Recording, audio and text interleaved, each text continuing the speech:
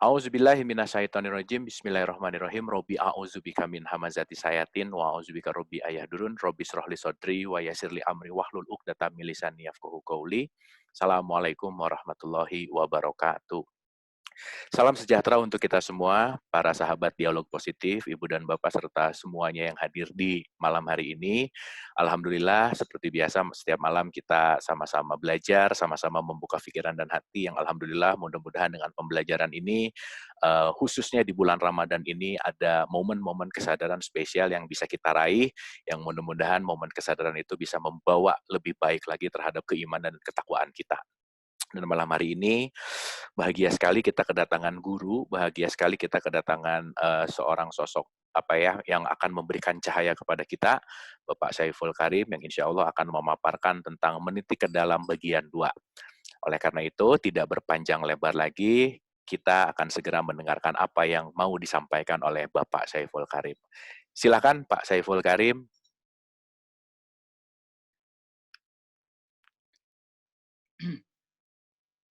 Baik, bismillahirrahmanirrahim. Assalamualaikum warahmatullahi wabarakatuh. Waalaikumsalam warahmatullahi.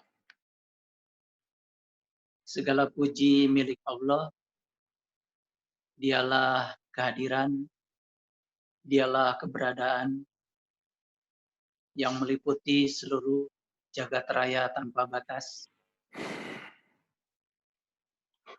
Allah senantiasa berada sebagai kebenaran,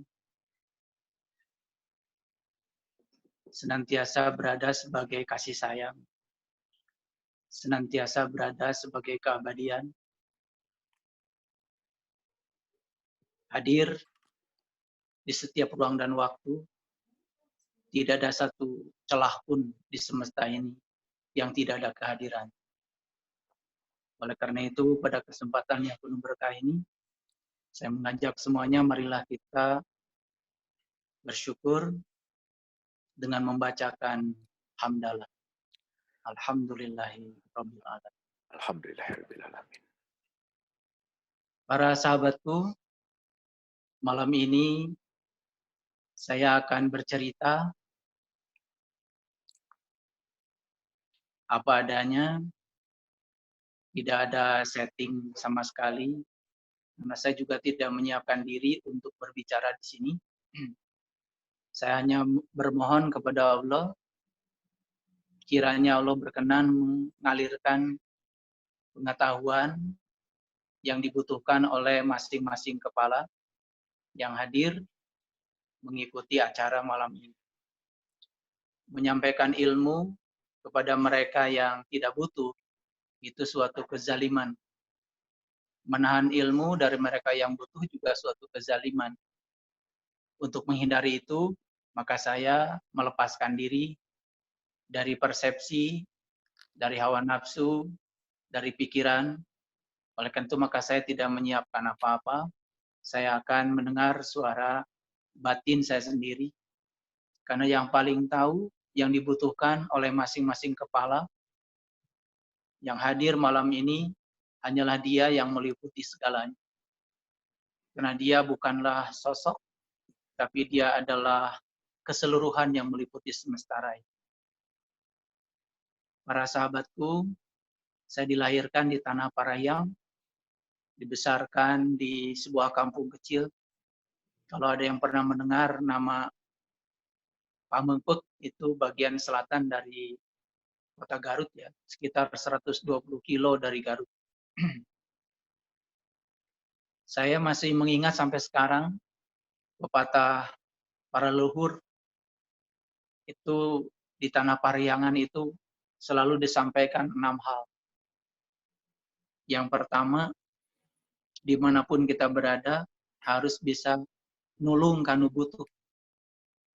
Yang kedua, harus bisa nalang kanu susah. Yang ketiga, harus bisa ngahudangkeun kanu sare. Yang keempat, harus bisa nepak kanu poho. Yang kelima, harus bisa nyaangan kanu poekeun. Yang keenam, harus bisa nganter kanu keeun. Karena sekarang yang ikut di sini barangkali tidak terlalu akrab ya dengan bahasa Sunda. Saya terjemahkan sedikit. Jadi yang pertama, nulung kanu butuh, itu artinya kita harus menolong orang yang butuh. Orang itu ada berbagai macam tingkatan. Ada yang butuh beras, ada yang butuh uang, ada yang butuh ilmu. Ilmu pun bertingkat-tingkat. Ada ilmu syariat, ada ilmu thariqat, ada ilmu hakikat, ada ilmu ma'rifat. Ada juga yang butuh melampaui dari itu semua. Saya percaya semua sahabat yang hadir malam ini adalah sahabat-sahabat yang sedang melakukan proses pencarian. Yang kedua, nalang kanu susah. Jadi kita harus peduli kepada orang yang susah. Kalau kita dengar kata susah, biasanya dikaitkan dengan urusan dunia. Padahal sebetulnya setelah saya jalan-jalan ke seluruh pelosok, saya bertemu orang yang, mohon maaf, tinggi jabatannya tapi susah. Saya juga bertemu dengan orang yang uangnya banyak juga susah. Apalagi orang yang tidak punya uang ya. Yeah. Jadi harus nalang kanu susah. Yang ketiga, harus bisa ngahudangkeun kanu sare. Jadi membangunkan orang yang tertidur. Tentu saja yang dimaksud di sini bukan tidur secara fisik.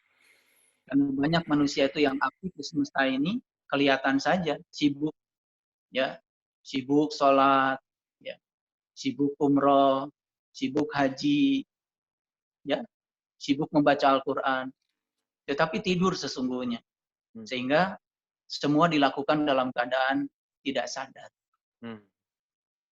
Yang keempat, harus bisa nepak kanu poho. Nepak itu kalau bahasa Sundanya gini nih, nepak kanu poho. Poho itu artinya lupa.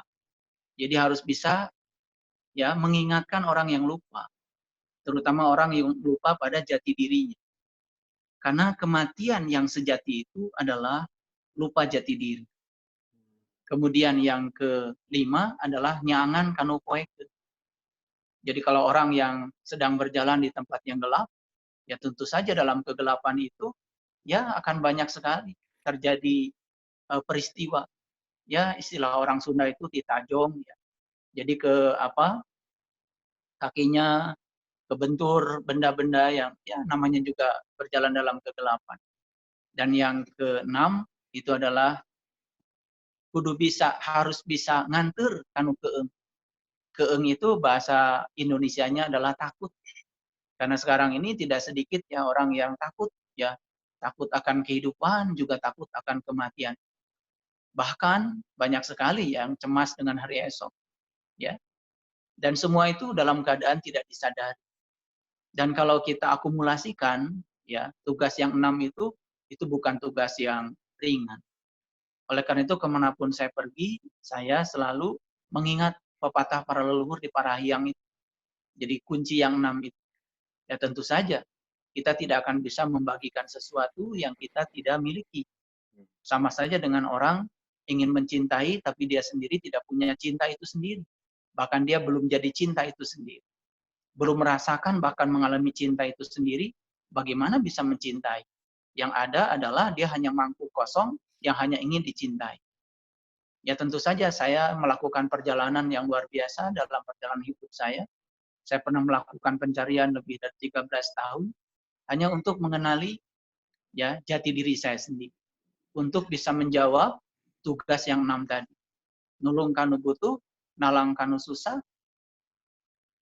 ngahudangkeun kanu sare, nepak kanu poho, ngantur nyaangan kanu poekeun, ngantur kanu keung. Jadi sekarang ini kan banyak sekali orang yang kadang-kadang karena tidak punya knowledge ya, sama seperti kita mendengarkan berita sekarang. Katanya pertengahan Ramadan akan ada dukhan, macam-macam ya. Itu kadang-kadang yang paling berbahaya di sini adalah hadirnya orang-orang yang mulutnya terbuka tetapi mata kolbu dan pikirannya masih tertutup. Cuman belajar ilmu-ilmu katanya tetapi seperti orang yang sudah tahu segalanya. Padahal untuk bisa menganalisis sebuah persoalan itu kan perlu mempelajari banyak disiplin ilmu. Ya mohon maaf, saya belajar matematika, saya belajar fisika, saya belajar kimia, saya belajar sains, saya belajar antropologi, saya belajar astronomi. Ternyata semakin kita belajar, semakin banyak kita belajar, ternyata kita semakin tidak tahu apa-apa. Tetapi paling tidak kita tidak akan terjebak pada isu-isu yang membodohkan umat. Jadi sekarang ini seperti yang pernah saya sampaikan, banyak sekali ya orang yang terbuka mulutnya, sementara mata kolbunya masih tertutup, pikirannya masih tertutup. Oleh karena itu saya ingatkan para sahabat yang hadir malam ini mendengarkan saya bicara, saya tidak sedang memberikan santapan rohani malam ini. Saya cuma ngajak kalian semua untuk asah otak saja, namanya brainstorming aja. Karena kalau santapan rohani itu tidak mungkin dengan cara ngomong seperti ini. Ruh kita itu kan nur. Kalau nur itu makanannya nur. Jadi kalau rohani kita ingin makan santapan rohani yang bernutrisi rohani, ya tentu saja tidak dalam kapasitas yang seperti ini. Harus ada ruang dan waktu yang khusus untuk itu. Dan sekarang ini kan banyak sekali orang-orang mengalami kegeeran spiritual.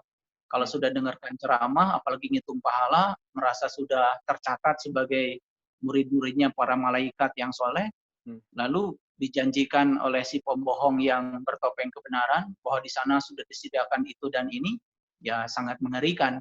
Akibatnya agama itu jadi untuk mati bukan untuk hidup.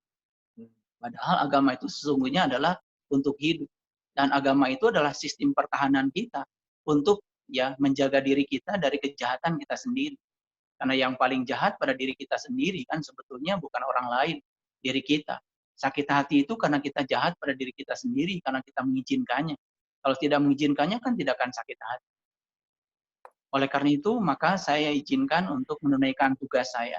Karena tugas saya yang 6 tadi, barangkali malam ini saya akan berbicara hal yang lebih spesifik. Semoga nanti bisa merangsang pikiran kita untuk bertanya lebih lanjut.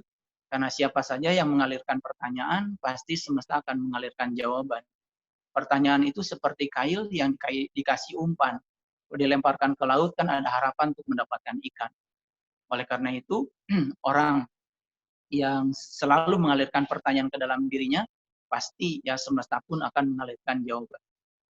Saya akan memulai dengan memberikan sebuah nasihat sedikit.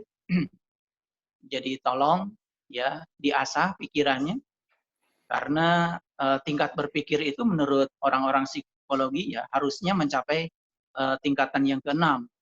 Tingkatan yang paling dasar adalah recall, ya cuman mengingat. Jadi menumpuk-numpuk knowledge di dalam otak kita sehingga suatu saat dibutuhkan kemudian bisa diulang kembali. Yang seperti itu tidak akan berkembang dan tidak akan pernah meningkatkan kesadaran.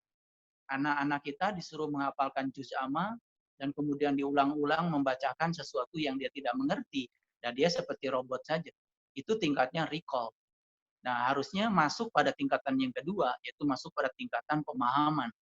Nah, kalau sudah bisa melewati itu, masuk tingkatan yang ketiga. Apa yang dipahami itu coba diterapkan, coba digunakan untuk menyelesaikan persoalan. Karena di sekitar kita itu banyak sekali anugerah Allah yang bernama masalah. Dan masalah itu undangan supaya kita melakukan proses ya penelahan ke dalam, memberdayakan potensi kecerdasan yang diberikan Allah. Ada kecerdasan intelektual, ada kecerdasan spiritual, ada kecerdasan emosional. Orang-orang sekelas Einstein saja menurut riset katanya baru menggunakan potensi berpikirnya itu tidak lebih dari 5%. Jadi kalau seorang penemu ya teori efek fotolistrik saja yang bisa menjelaskan fisika kuantum, baru menjelaskan baru diukur oleh para psikolog baru menggunakan potensi pikirannya 5%. Bagaimana dengan kita yang setiap hari hanya menjejali otak kita dengan hafalan, dengan keyakinan-keyakinan yang sebatas kata-kata yang tidak pernah ada keinginan untuk mengalami dan merasakannya sendiri. Apalagi kalau masuk pada tingkatan yang keempat, yaitu sudah masuk pada tingkatan analisis. Ya, masuk tingkatan yang kelima itu masuk pada tingkatan evaluasi. Itu adalah ada refleksi ya dalam pikiran kita sendiri. Nah, itulah pentingnya kita belajar nembah jati ke dalam, meniti ke dalam diri, maka akan mudah sekali kita melakukan proses evaluasi. Dan tingkatan yang lebih tinggi lagi yang namanya tingkatan sintesis, itu sudah mulai mencipta ya. Nah, disitulah kita akan bisa melihat ya apa perubahan-perubahan, transformasi dalam diri kita. Nah, oleh karena itu, tolong diasah pikiran kita, ya terutama dalam mencari keselamatan yang hakiki ya. Jadi kita harus kritis. Saya mengajak kita semuanya untuk berpikir kritis. Oleh karena itu Nabi Muhammad mengajarkan kepada kita, bebaskan pikiranmu, bebaskan kehendakmu kalau kamu ingin menemukan kebenaran. Saya kan ingin memulai ya dialog ini dengan memberikan sebuah gambaran tentang beberapa konflik kognitif. Jadi ilmu itu kan dasarnya ada 3. Yang pertama, ilmu itu harus koheren, harus tidak boleh bertentangan dengan akal pikiran kita yang sehat. Jadi ilmu itu tidak boleh bertentangan. Kalau sesuatu yang bertentangan, informasi yang bertentangan itu belum dikategorikan sebagai kategori ilmu. Yang kedua, ilmu itu harus memenuhi asas korespondensi. Ilmu itu harus nyata dan bisa dibuktikan. Nyata dan bisa dibuktikan. Dan yang ketiga, harus memenuhi asas pragmatis. Jadi ilmu itu harus bisa menolong kita. Harus memberikan manfaat yang besar-besarnya untuk menolong diri kita. Nah, kalau kita memiliki sebuah informasi tetapi tidak memiliki asas yang 3 tadi, yang pertama asas koherensi, yang kedua asas korespondensi, yang ketiga asas pragmatis, itu tidak dikategorikan sebagai ilmu. Sekarang saya ambil contoh yang sederhana saja. Setiap hari kan kita berbicara tentang iman misalkan. Kita harus jadi orang yang beriman, orang yang beriman, orang yang beriman. Bahkan kita mengaku sebagai orang yang beriman. Kan mengaku itu boleh. Tetapi pertanyaan selanjutnya, apakah pengakuan kita itu sudah selaras dengan kenyataan? Lalu apa sesungguhnya iman itu? Kalau kita menggunakan bahasa Nabi, iman itu kan artinya al-iman tasdikun bil qalbi wa ikrarun bil lisan wal amalun bil arkan. Iman itu dimulai dengan tasdikun bil qalbi. Tasdik itu artinya pembenaran. Kolbu, nah kolbu itu kan harus kita telusuri ya, karena di Indonesia ini kalau ada kata kolbu pasti diterjemahkan dengan hati. Padahal sebetulnya kalau kita membaca kitab-kitab yang uh, apa, yang referensi-referensi yang bagus, sebetulnya kata hati itu dulu juga tidak pernah digunakan untuk menerjemahkan kolbu. Jadi hati itu sebetulnya menuju kepada pikiran yang kosong. Jadi pikiran yang terpisah ya, pikiran yang sudah dibimbing oleh kesadaran itu yang disebut dengan hati. Jadi hati itu sebetulnya mind ya, masih dalam dimensi mind. Sedangkan kolbu itu lebih dalam lagi. Kolbu itu ya di dalam hadis qudsi Allah sendiri yang menyatakan langit dan bumi tidak akan cukup menampung satu, tapi kolbunya orang yang beriman itulah rumahku.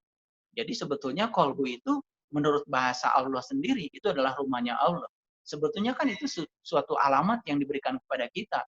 Kalau kita ingin bertemu dengan dia, ya sudah jelas kan rumahnya sudah ada. Tinggal dicari alamatnya di mana. Tetapi namanya sudah ada. Kan diberi nama saja sudah luar biasa memudahkan kepada kita. Lalu Allah ngasih alamat yang selanjutnya kepada kita. Aku bersamamu lebih dekat padamu daripada urat nadi lehermu.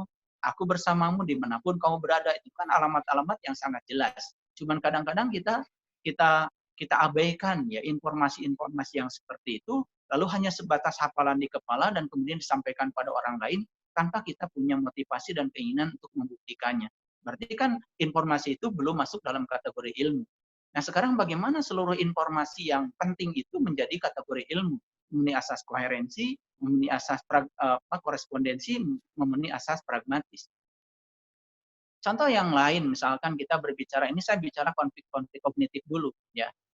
Kalau kita mendengarkan kajian tentang Isra Mi'raj, misalkan, pasti kan ceritanya, ya, Nabi Muhammad jalan dari Masjidil Haram ke Masjidil Aqsa. Kemudian setelah itu pergi kemana, entah pergi kemana, kan orang-orang menyebutnya pergi ke langit ke-7.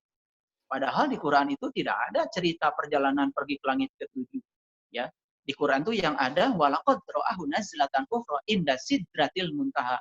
Nabi Muhammad itu pergi ke Sidratil Muntaha. Sidratil Muntaha itu bahasa Arab, bahasa kitanya artinya adalah puncak kesadaran. Jadi sebetulnya Nabi Muhammad itu saat bertemu Tuhan ya di puncak kesadaran, bukan di sebuah tempat. Kalau Tuhan itu menunggu di sebuah tempat, terus apa bedanya kita janjian dengan Tuhan seperti janjian dengan tukang ojek? Ya, jadi Tuhan itu tidak menunggu di suatu tempat. Jadi itu Nabi Muhammad itu bertemu dengan Tuhan di sebuah puncak kesadaran. Jadi puncak kesadaran itu bukan soal ruang, bukan soal waktu. Itu adalah dimensi kesadaran. Makanya kalau kita membaca kitab Gaiti karya Imam Al-Dabiri, di situ kan ada ceritanya. Nabi Muhammad itu katanya di langit pertama bertemu dengan Nabi Adam, di langit yang kedua bertemu dengan Nabi Yahya, di langit yang ketiga bertemu dengan Nabi Yusuf, di langit yang keempat bertemu dengan Nabi Idris, di langit yang kelima bertemu dengan Nabi Musa, di langit yang keenam bertemu dengan Nabi Nabi Nabi Nabi di langit yang kelima bertemu dengan Nabi Harun, di langit yang keenam bertemu dengan Nabi Musa, di langit yang ketujuh bertemu dengan Nabi Ibrahim. Setelah itu masuk Sidratil Muntaha. Nah, kebetulan saja itu kan nama-nama nabi dalam bahasa Arab. Padahal kalau kita mau lihat ya, mau keluar sedikit saja dari sumur kita untuk menerima kebenaran dari yang lain, ternyata di semua keyakinan ya, proses pertemuan dengan Tuhan itu ya di kesadaran. Makanya mereka berbicara tentang bagaimana meningkatkan kesadaran. Jadi oleh karena itu belajar meniti ke dalam diri pada dasarnya adalah meningkatkan kesadaran kita. Dari kesadaran Adam, kesadaran. Nah, jadi yang disebut dengan langit-langit itu sebetulnya bukan cerita pertemuan antara Nabi Muhammad dengan Nabi Adam, pertemuan seperti di langit pertama, di langit kedua, bagaimana ada langit-langit seperti itu. Toh yang ada itu kan di luar bumi kita itu adalah ruang kosong antar planet. Sebetulnya yang mana yang langit itu? Saya juga sampai sekarang belum pernah lihat langit. Yang warna biru itu kan peristiwa dispersi cahaya kalau secara saintifik. Cuman karena kita nggak pernah belajar sains, kita nggak pernah belajar fisika, tidak pernah belajar ilmu alam, lalu informasi-informasi itu menjadi tidak disaring dengan cara berpikir yang tadi. Harusnya kalau kita sudah sampai ke dalam dimensi sintesa, kemudian kita bisa membangun konsep yang sesungguhnya, iman kita itu menjadi iman yang isbatul yakin, iman yang berketetapan, iman yang sesungguhnya. Banyak lagi sebetulnya hal-hal yang lain kalau kita mau berdiskusi ya. Di langit yang pertama bertemu dengan Nabi Adam. Adam itu kan sebetulnya materi. Jadi sebelum kita memasuki kesadaran energi, harus memasuki kesadaran materi. Langit kedua adalah Yahya. Yahya itu energi. Langit ketiga Yusuf. Langit keempat dan terus sampai ke Sidratil Muntaha. Itu sebetulnya adalah lapisan-lapisan yang harus kita lampaui kalau kita mau mencapai kesadaran puncak atau kesadaran yang tertinggi. Nah, saya melihat banyak sekali sebenarnya konflik-konflik yang tidak disadari. Contoh yang sederhana saja, ya. Di Quran dikatakan ada kata-kata seperti ini. Li'ila fi Quraisy ila fihim rihlatas sita'i was-sayf falyabudu rabb hadzal bait. Jangan kau sembah rumahnya, sembah yang punya rumah. Jangan kau sembah rumahnya, sembah yang punya rumah. Itu jelas sekali ayatnya. Tetapi kita ya, kalau sudah mutar di Makkah, sudah mutari Ka'bah kan merasa sudah menyembah Tuhan. Padahal kita baru memutari rumahnya, belum menyembah yang punya rumah. Memang kita sendiri nggak tahu. Memang Tuhan ada di dalam Ka'bah. Padahal Tuhan sendiri sudah ngasih alamat kan yang tadi. Itu konflik-konflik yang sebetulnya tidak pernah disadari. Dan semua itu ya karena kita itu senang sekali dengan mengumpulkan informasi ya dari para guru bukan dari para mursyid ya. Kalau guru itu kan biasanya ngajarin baca la ilaha illallah 1000 kali gitu kan gitu. Itu guru ya. Tapi kalau seorang mursyid tidak begitu. Kamu harus mengalami la ilaha illallah. Bacanya tidak banyak, tapi pengalamannya yang banyak. Sehingga la ilaha illallah bukan lagi dimensi huruf dan bacaan, tapi masuk ke dalam dimensi rasa. Sehingga la ilaha illallah itu menjadi sebuah kesadaran. Orang yang membaca la ilaha illallah tanpa kesadaran sangat berbeda dengan membaca la ilaha illallah dengan kesadaran. Bahkan tidak dibaca la ilaha illallah itu mewujud menjadi sebuah kesadaran. Merinding ya, seluruh sel di dalam tubuh kita pun langsung terpacu ya, energinya terisi oleh energi ilahi tanpa batas. Itu hanya seperti itu saja udah luar biasa. Apalagi kalau kita bisa menapaki ya langit-langit yang lebih tinggi. Makanya di dalam Quran itu ada kata-kata seperti ini. Ya, aku telah menunjukkan dua jalan kepadamu. Wahadainahu najdain. Aku telah menunjukkan dua jalan kepadamu. Tetapi Allah tidak menyuruh kita memilih dua jalan itu. Karena apa? Di antara keburukan dan kebaikan, dialah kebenaran. Di antara kebencian dan cinta, dialah kasih sayang. Di antara kematian dan kehidupan, dialah keabadian. Kita disuruh berdiri di titik tengah, bukan memilih kedua-duanya. Makanya lalu Allah menawarkan satu jalan. Fala aktahamal akobah. Tidakkah kau mencoba jalan mendaki? Apa itu jalan mendaki? Fakku rokobah, bebaskan kamu dari perbudakan. Sebenarnya kita itu diperbudak oleh apa sih? Kita ini setiap hari diperbudak oleh dualitas. Diperbudak oleh benar salah, baik buruk. Kapan kita mau selesai dan istirahat? Kapan kita mau berdiri di titik tengah? Itulah sebabnya karena kita tidak kenal siapa sejatinya diri kita. Lalu ketika kita diombang-ambing oleh benar salah, diombang-ambing oleh baik buruk, kita ikut saja. Ikut saja seperti itu. Lalu kita pun tidak memiliki, tidak menjadi diri kita sendiri. Itu persoalan yang sangat penting perlu saya. Ini saya cuma merangsang kita untuk asah otak aja. Coba kita mulai berpikir. Nah, saya ingin memberikan sebuah konflik yang lain. Kalau saya menyebut kata-kata Israel, saya menyebut Bani Israel. Mohon maaf ya, saya sudah membuat sebuah riset. Hampir semua orang Islam, ya ketika saya menyebut Bani Israel, pikirannya itu selalu buruk. Kenapa? Mereka belum pernah membaca, belum pernah membuktikan. Padahal Quran itu sesungguhnya 80% cerita Bani Israel. Dan saya bisa membuktikan siapa sesungguhnya Bani Israel itu. Di Quran dikatakan Bani Israel itu, ya Bani itu artinya kelompok, komunitas, kaum. Isra itu artinya perjalanan. Eli itu artinya Tuhan. Makanya kalau pernah pergi ke Yerusalem, kemudian coba masuk ke tembok ratapan itu. Ketika mereka memanggil Tuhan, kan mereka memanggilnya Eli, Eli, Eli. Jadi ini tembok ratapan, di sini ada orang Yahudi, di sini ada orang Islam. Orang Islam bilang Allah, di sini bilangnya Eli. Mereka menyebut dua nama yang berbeda. Saya yakin yang dipanggil adalah zat yang sama. Cuman karena kita terbiasa dengan nama, ya lalu kita juga menjadi pusing ya dengan banyak nama. Padahal sesungguhnya asalnya juga Tuhan tidak punya nama, yang memberi nama kita-kita juga. Bahkan Tuhan membebaskan kita untuk memanggil dia namanya apa saja. Yang paling penting kita tahu yang dipanggil itu, ya, tahu yang dibalik nama. Nah, karena kita bangga dengan nama, oh nama ini seakan-akan lebih suci daripada yang lain, padahal tempo hari saya sudah mengatakan kata-kata suci, sesuci apapun tetap saja kata-kata, kalau belum menjadi sebuah pengalaman spiritual. Mungkin kata-kata itu menjadi suci bagi mereka yang sudah membuktikannya. Bagi kita yang belum membuktikannya, ya tetap saja itu kata-kata yang tidak bernilai. Nah, seperti itu. Kalau saya misalkan mengajukan kata Bani Israel, pasti yang terpikir itu adalah, oh itu orang Israel. Karena kebetulan ada dua negara, ada dua komunitas yang sedang berkonflik. Kebetulan berdasarkan senasib dan sepenanggungan, ya karena kita agamanya ada kesamaan dengan orang Palestina, kemudian kita memihak tanpa pernah berpikir secara jernih.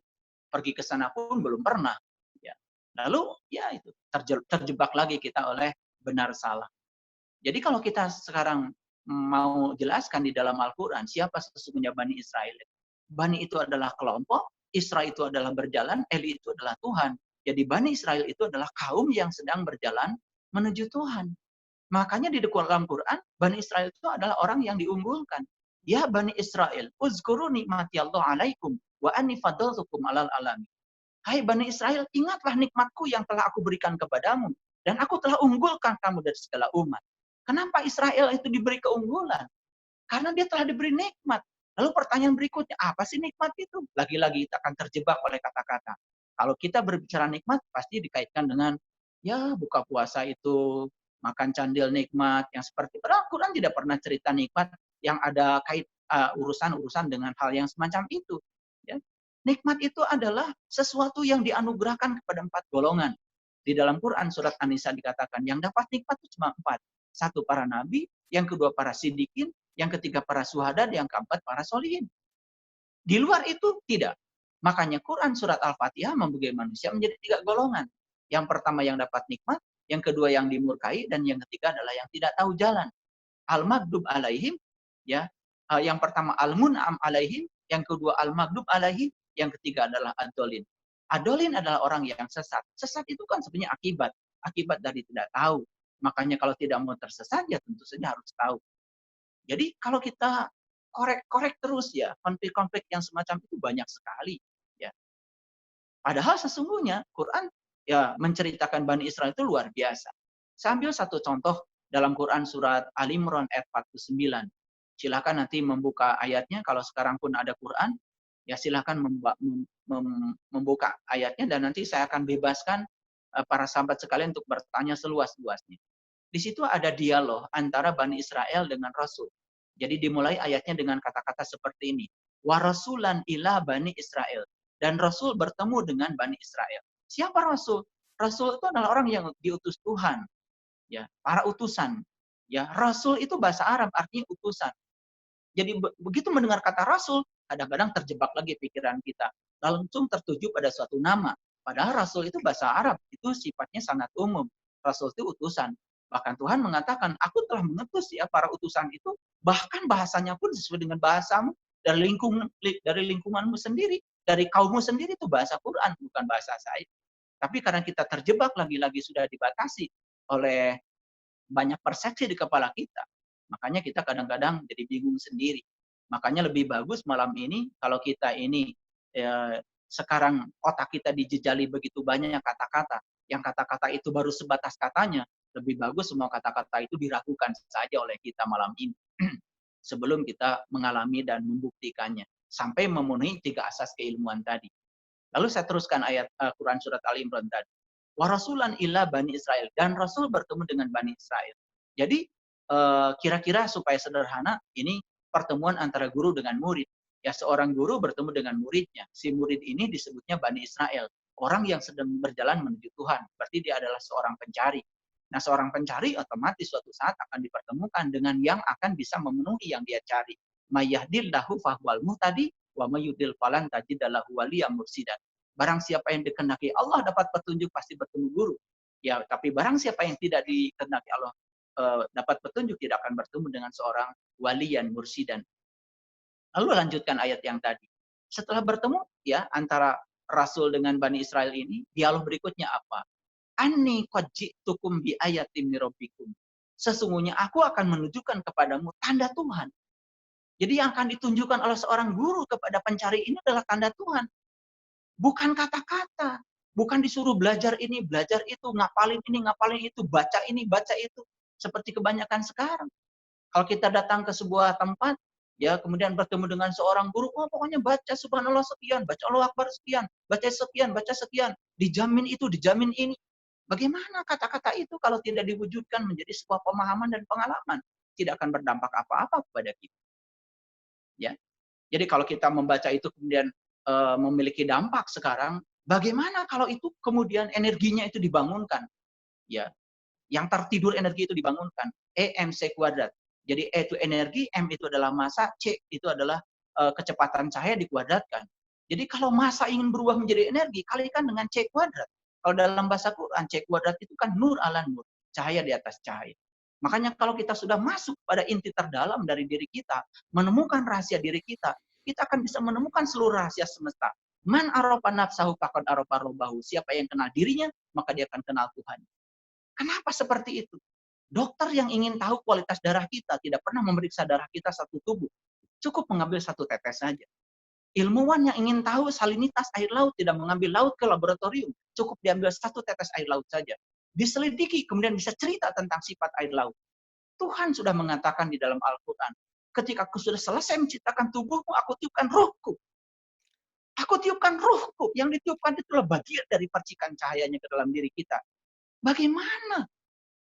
Bagaimana dia tidak maha tahu apa yang ada dalam diri kita? Percikan dari cahayanya sudah diwujudkan dalam diri kita. Yang namanya ruh itu adalah percikan dari cahaya. Kalau kita terus kenali itu, dan kita kenali sifat-sifatnya, aduh subhanallah. Begitu kita tahu siapa ruhku itu, kita akan bisa tahu rahasia jantung semesta, rahasia kehidupan dari semesta ini luar biasa.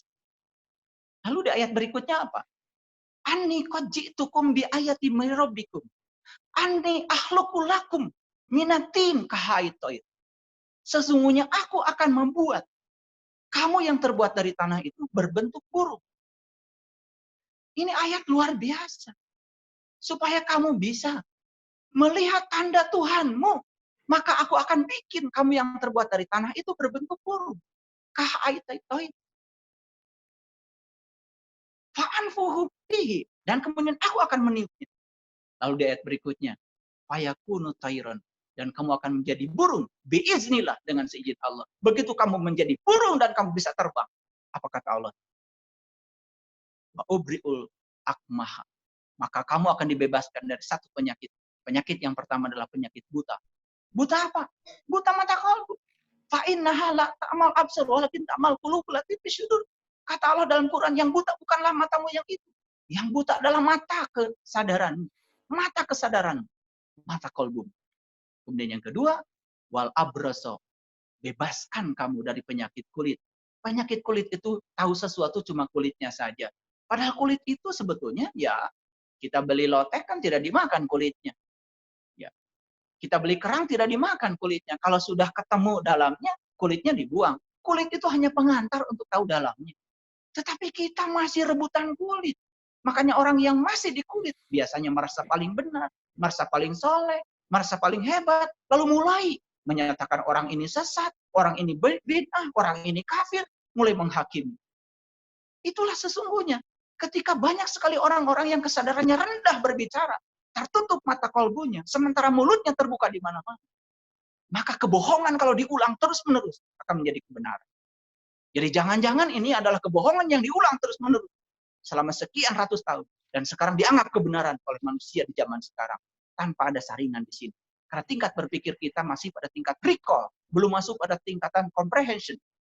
Pada tingkatan pemahaman. Apalagi pada tingkat aplikasi. Apalagi pada tingkatan analisis. Apalagi pada tingkatan evaluasi. Apalagi pada tingkatan sintesa. Belum sampai ke situ berpikirnya. Tetapi kemudian kita begitu mudah saja meluncurkan apa yang kita belum saring dengan pikiran kita kepada orang lain. Jadi sesungguhnya seorang guru itu, ya guru yang mursyid, itu harus punya 3 ciri. Yang pertama dia harus bisa membebaskan penyakit kulit. Yang kedua harus bisa membebaskan penyakit buta. Dan yang ketiga, wa uhdil mauta, harus bisa menghidupkan orang mati. Makanya karena saya tadi mengawali pembicaraan saya dengan ya pepatah leluhur saya, nulung kanu butuh, nalang kanu susah, nahudangkeun kanu sare, nepak kanu poho, ya nyaangan kanu poekeun, kemudian mengantarkan kanu keeng, maka atas dasar itulah kemudian itu menjadi sebuah motivasi besar dalam hidup saya. Pertama, saya ingin membebaskan diri saya dari 3 penyakit. Yang pertama penyakit buta mata kalbu, yang kedua penyakit kulit, yang ketiga adalah penyakit kematian kesadaran. Dan tentu saja saya punya janji pada diri saya, seandainya suatu saat saya sudah bisa membebaskan 3 penyakit itu, maka saya akan mewakafkan hidup saya untuk membantu siapapun orang yang ingin dibebaskan dari 3 penyakit itu. Kuncinya sederhana, jadilah orang yang tahu dan kita tahu bahwa kita tahu. Dan kalau hari ini kita termasuk orang yang tidak tahu, jadilah orang yang tahu bahwa kita tidak tahu. Jangan menjadi orang yang tidak tahu, tetapi kita tidak tahu bahwa kita tidak tahu. Dijejali banyak informasi di kepala kita hanya akan membuat kita menjadi orang yang tidak tahu, dan kita tidak tahu bahwa kita tidak tahu. Karena kita mengiranya pikiran kita tahu dengan apa yang dijejali di pikiran kita. Padahal sesungguhnya kita tidak tahu apa yang dijejalkan dalam pikiran kita. Begitu kita menyebut nama Allah, apa yang kita tahu? Begitu kita menyebut malaikat, apa yang kita tahu? Begitu kita menyebut akhirat, apa yang kita tahu? Coba. Kalau saya menyebut akhirat, apa yang terbayang di kepala? Pasti kan kita langsung menuju kepada kehidupan nanti. Nanti di sana yang digambarkan katanya begini, begini, begini, begini. Katanya. Padahal akhirat itu bahasa Arab. Sudah jadi bahasa Indonesia, akhir. Akhirat pakai tak, tanya tak marbutoh menjadi kata benda. Jadi akhirat itu terminal terakhir. Apa sih terminal terakhir? Inna lillahi wa inna ilahi rajiun. Kita asalnya dari Allah dan akan kembali kepada Allah. Berarti akhirat itu apa sesungguhnya? Bukannya akhirat itu adalah terminal terakhir. Kita asalnya dari Allah, kembali kepada Allah. Berarti kalau gitu akhirat itu adalah dia juga. Allah juga. Cuman mungkin kaget kalau saya bicara seperti ini. Karena kita selama ini, oh nanti di akhirat ada surga dan neraka. Kemudian nanti kita di surga ketemu Allah. Kan gitu aja cerita-cerita. Padahal di Quran surat Hud dikatakan, surga dan neraka itu sudah ada sekarang. Bahkan ketika langit dan bumi masih ada sekarang. Bahkan ketika kamu masih bernapas. Itu saja barangkali prolog dari saya. Saya lebih suka diskusi ya, karena kalau monolog itu yang capek saya. Kalau diskusi kan kita. Terima kasih Kang Merlo. Waalaikumsalam. Luar biasa banget, Pak. Ini apa ya? Gimana ya? Ini kalau kalau nggak bisa nafas, Pak. Mind blowing, Pak. Puk puk puk gitulah kira-kira. Ini luar biasa, kalimat demi kalimatnya betul-betul luar biasa banget gitulah kira-kira. Baik. Sebentar, Pak. Saya perlu waktu untuk menyerap dulu, Pak. Ini luar biasa, tadi saya catat, saya serap. Oke, teman-teman sahabat yang dirahmati oleh Allah semuanya, mungkin kita saatnya untuk berdiskusi karena betul tadi diskusi itu memang luar biasa gitu. Baik, kita langsung ke Ibu Liza Mustafa. Silakan Bu Liza. Assalamualaikum buat semua. Waalaikumsalam. Silakan Ibu. Ya, Pak Saiful. Jadi tadi kalau yang saya tangkap dari Bapak bilang bahwa hidup kita ini kita harus dapat melampaui dualitas. Ya. Ya. Betul. Jadi gimana caranya misalnya? Maksud saya gini, apakah artinya kita belajar untuk tidak menilai atau menghakimi baik itu suatu kejadian atau tindakan atau perilaku orang lain? Kita menerima itu as it is, seadanya itu. Oke. Nah, terus dari yang sebelumnya saya dengar juga bahwa hidup itu kesadarannya itu harus di present moment. Jadi saat ini, di sini, begini. Nah, apakah itu juga salah satu cara untuk kita bisa melampaui dualitas? Karena kalau kita keseret-seret misalnya ke past atau ke future lagi, itu pasti kental dengan dualitas, gitu loh maksud saya. Ya, oke. Oke, thank you Mbak Lisa. Pertanyaannya oke ini. Oke, silakan. Mangga. Baik Ibu Lisa Mustafa, pertanyaan pertama tentang dualitas ya. Saya sering mengatakan kalau dulu sekolah yang paling tinggi itu kan S3. S3 itu maksudnya senyum-senyum saja. Nah, sekarang sekolah ada yang lagi yang lebih tinggi, S4 namanya itu. Jadi kalau S4 itu ya sakit, senang, sehat, senang. Senang, senyum, susah, senyum. Itu S4 tuh. Kita ini kan sebetulnya diajarkan sehari-hari oleh semesta ini betapa tidak nyamannya ketika kita terjebak oleh baik buruk. Kita diajarkan betapa tidak nyamannya ketika kita terjebak oleh benar salah. Itu kan harusnya pelajaran dari semesta itu oleh kita ya diperhatikan. Karena setiap peristiwa yang ada di kehidupan ini sebetulnya adalah sekolah. Itu adalah kurikulum yang dilatihkan kepada kita untuk meningkatkan kesadaran kita. Makanya agama itu kan sebetulnya adalah latihan dasar menempa diri. Nah, tujuan agama itu adalah membentuk tata krama dan kehalusan budi pekerti. Puncaknya agama adalah terbentuknya akhlak yang luhur dan budi pekerti yang terpuji. Nah, itu agama itu sebetulnya seperti itu. Tidak ada yang punya definisi agama di negara manapun. Yang punya definisi agama itu cuman bangsa Nusantara, cuman bangsa Indonesia. Makanya kalau teman-teman ada yang mengatakan Indonesia ini sudah Islam sebelum Islam dari sana datang, itu saya termasuk yang setuju. Cuman barangkali bahasanya saja tidak pakai bahasa Arab. Karena kita kan sekarang ya asal Arab aja kan dianggap agama kan. Itu kan kesalahan kita sendiri. Padahal itu kan sebetulnya politiknya orang Arab ya. Politik kan setiap negara juga ingin dikunjungi wisatawan sama seperti Cina, ya pakai huruf Cina, Thailand, pakai huruf Thailand. Ya, padahal kita juga punya huruf Palawa ya dulu ya. Cuman kita nggak belajar ya. Makanya kita kadang-kadang tidak pernah bangga ya dengan identitas diri kita sendiri. Makanya saya setuju tadi di awal saya masuk tadi saya dengar Kang Marlo menyanyikan lagu Indonesia Raya. Keren banget. Ya. Nah, jadi sebetulnya bagaimana cara melampaui dualitas? Jadi Allah sendiri mengatakan, aku sudah pilihkan dua jalan kepadamu. Jangan pilih dua-duanya, kata Allah. Belajarlah mendaki. Makanya kata Allah di Quran, wa ahsin kama ahsanallahu ilaika. Belajarlah kamu melakukan kebaikan seperti aku melakukan kebaikan kepadamu. Allah melakukan kebaikan itu tidak terjebak oleh dualitas. Allah melakukan kebaikan kan tidak pernah milih-milih. Ya, makanya pelajaran tentang untuk membebaskan diri kita dari dualitas itu apa? Meningkatkan kesadaran. Ketika kita menenggelamkan jiwa kita dalam kesatuan ilahi, lalu kita merasakan ya cinta ilahi, Ketika cinta sudah menjadi diri kita dan kita sudah menjadi cinta, saya yakin dualitas itu dengan sendirinya akan mulai bisa dikurangi. Karena itu jebakan sebetulnya. Kalau kita masih terjebak dualitas, ya kita juga tidak merasa nyaman kehidupan kita. Itu yang pertama. Kemudian yang kedua, ya apakah cukup dengan tidak menilai dan tidak menghakimi? Ya itu juga salah satunya. Salah satu cara meningkatkan kesadaran adalah ya berhenti untuk menilai dan menghakimi. Karena apa? Kita harus mentransisikan diri kita dari kebiasaan menghakimi menjadi kebiasaan memahami. Jadi Oke. kalau harusnya transformasi. Kebiasaan menghakimi dirubah menjadi memahami. Contoh sederhana deh. Contoh sederhana gini. Ya, ada orang pinjam uang pada kita. Kemudian dia janji 1 minggu. Kemudian 1 minggu ternyata dia belum mengembalikan uang. Nah, karena fokus kita, uang kita itu adalah uang yang dia pinjam, ya kita rezekinya cuma segitu. Tapi kalau fokus kita tidak ke situ, rezeki kita lebih besar daripada itu. Siapa tahu itu belum kembali, bahkan rezeki dari yang lain sudah datang melampaui kita. Tidak dibatasi. Lalu pahami saja bahwa sesungguhnya orang itu tidak mengembalikan uang bukan karena tidak mau membayar utang, karena dia belum punya kok.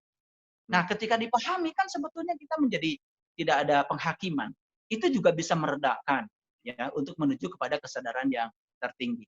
Makanya di Quran surat Al-Fajr, kalau Ibu Lisa nanti baca Quran surat Al-Fajr surat 89 ada kata-kata begini. Wal fajr, demi fajar. Wala yalin ashr, demi malam yang ke-10.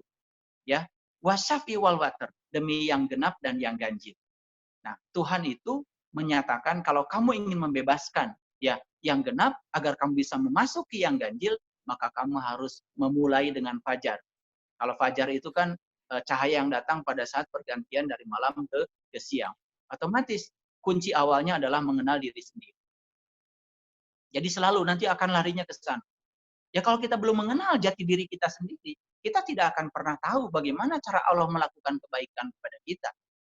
Ya kan? Makanya kita kan diajarkannya seperti itu dualitas. Kalau kita baik katanya sama Allah yang di sono, Allah yang di sono ya. Ya, yang jauh di sono. Nah, kalau baik katanya Allah akan ngasih pahala. Kalau kita tidak baik akan ngasih siksa. Nah, kalau itu sendiri terus-menerus ya diyakini Allah kita yang macam kayak gitu, ya kita juga tidak akan berhenti dari dualitas. Karena Allah saja kalau baik katanya Allah tuh baik pada kita. Kalau kita tidak baik pada Allah, Allah tuh jahat sama kita. Katanya Allah Ar-Rahman Ar-Rahim. Allah itu sumbernya cinta. Kalau Allah itu sumbernya cinta, bahkan Allah itu tidak ingin dicintai kok. Maaf ya, orang yang masih merengek-rengek ingin dicintai, karena dia itu sebetulnya belum bisa jadi cinta. Kalau orang yang sudah jadi cinta, inginnya mencintai, bukan ingin dicintai. Coba lihat orang yang masih rengek-rengek ingin dicintai, pasti kan akan selalu menderita. Betul nggak? Gitu.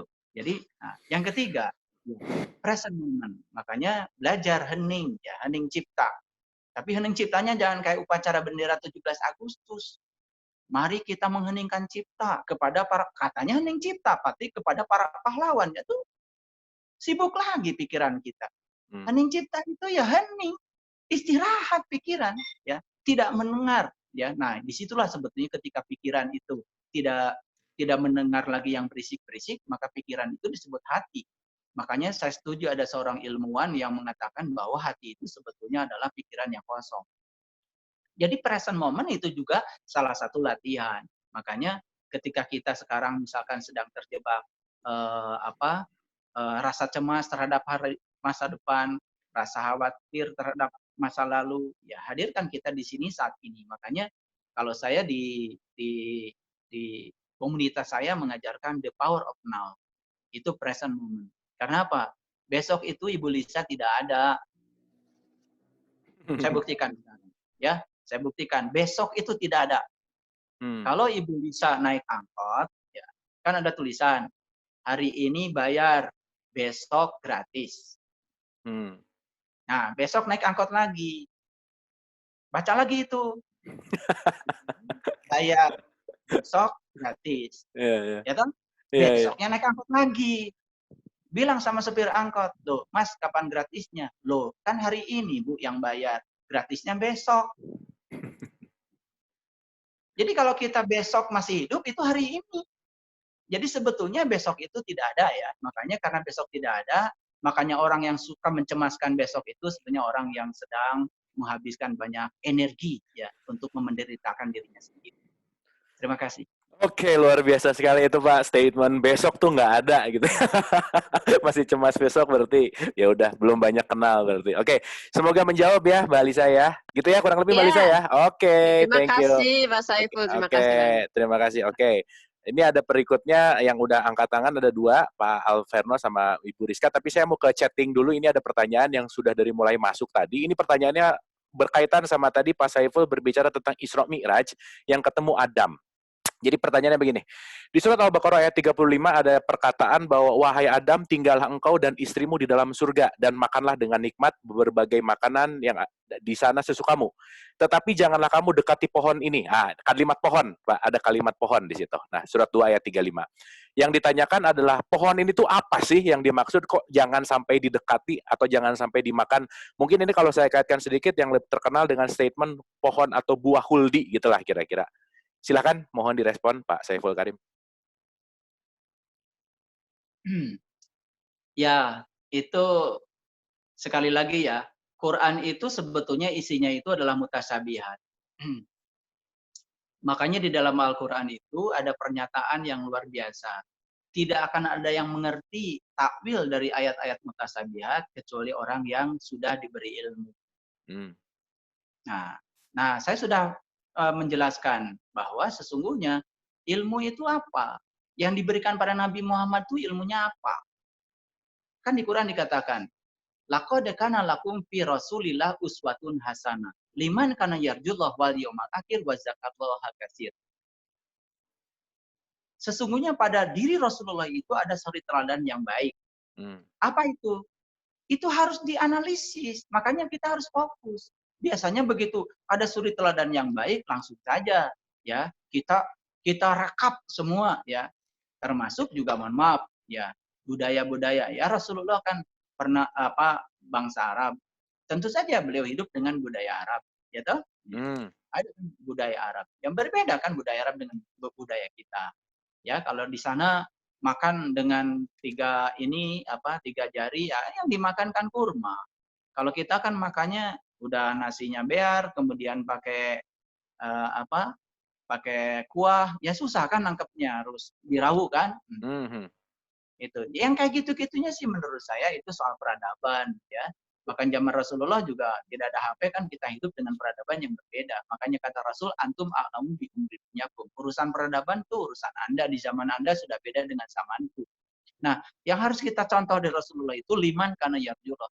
Cara untuk pulang, cara untuk kembali. Kalau kita sudah bisa mendapatkan itu, maka di ayat berikutnya ya, wal yaumal akhir. Wal yaumal akhir itu hari kemudian. Hari kemudian itu hari setelah hari ini. Wa zakarallaha katsira.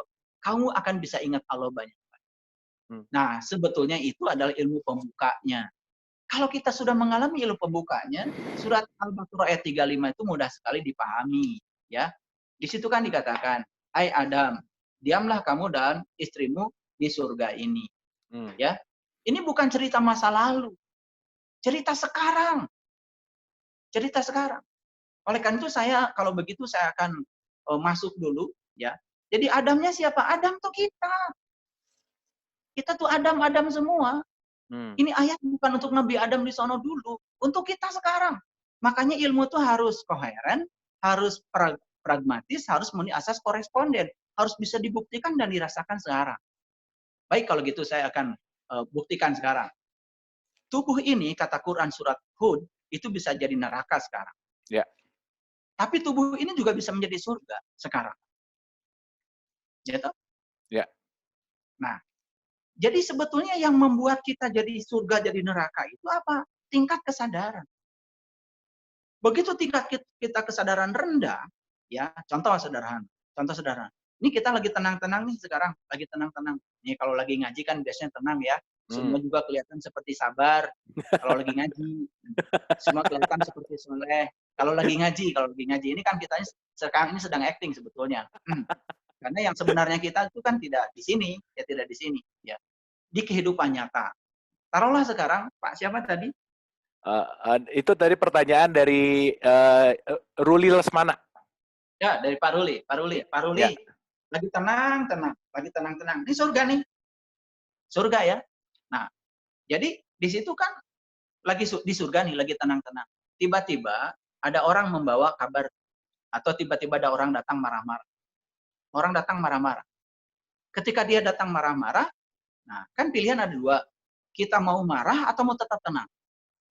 Itu kan? Nah, makanya neraka itu tidak ada di Quran. Di Quran itu nggak ada neraka, yang ada tuh nar, api.